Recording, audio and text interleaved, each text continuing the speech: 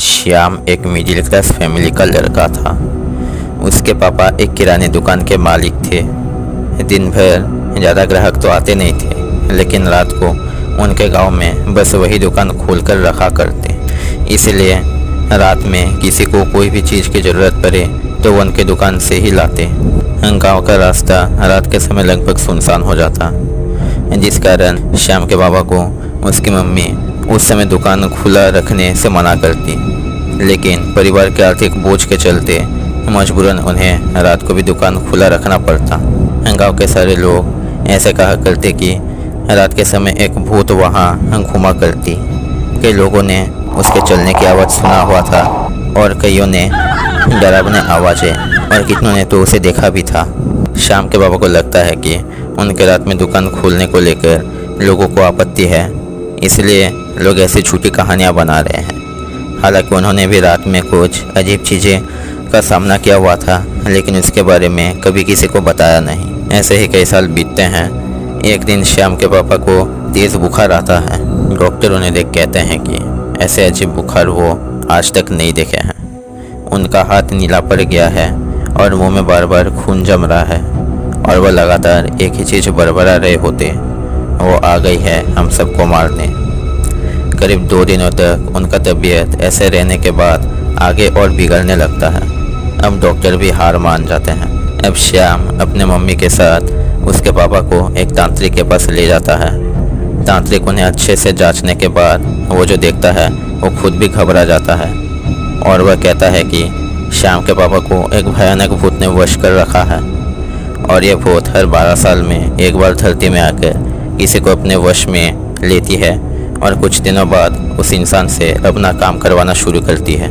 ये भूत ज़्यादातर उन्हें ही वश करती है जो ये सब चीज़ों को नहीं मानते, और वश में आने वाले इंसान से खून करवाने लगती है, और फिर उसे मरे हुए इंसान के खून से एक चिट्ठी लिखती है कि जो भी हम भूतों को एक कहानी की तरह लेता है वो लोग सावधान हो जा, वरना अगली बारी उनकी है।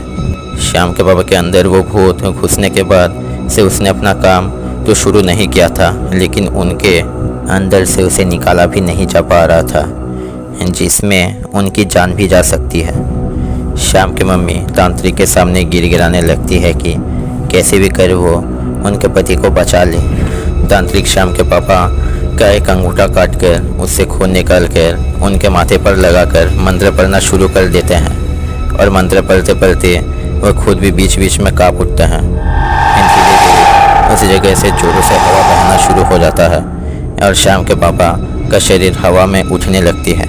उनकी आंखें आग की तरह चमक रही थी, और उनके अंदर से एक दूसरी भारी आवाज़ बोलने लगती है, क्या हुआ पागल इंसानों, आज तक तो कहते थे कि भूत फूत कुछ नहीं होता, तो इतना सब मंत्र जाप क्यों? तांत्रिक फिर उससे पूछता है, तू लोगों का खून करवा कर क्या हासिल करना चाहती है? जिसका जवाब मिलता है, मैं लोगों के मन में डर पैदा करना चाहती हूँ, और इससे मैं सबसे पहले तेरा ही खून करवाऊंगी।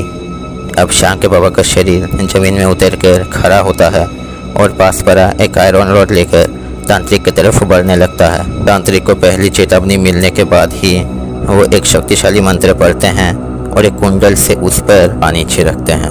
उसके अंदर की भूत बहुत चिल्लाने लगती है और कहती है, मैं अब जा रही हूँ, 12 साल बाद फिर आऊँगी।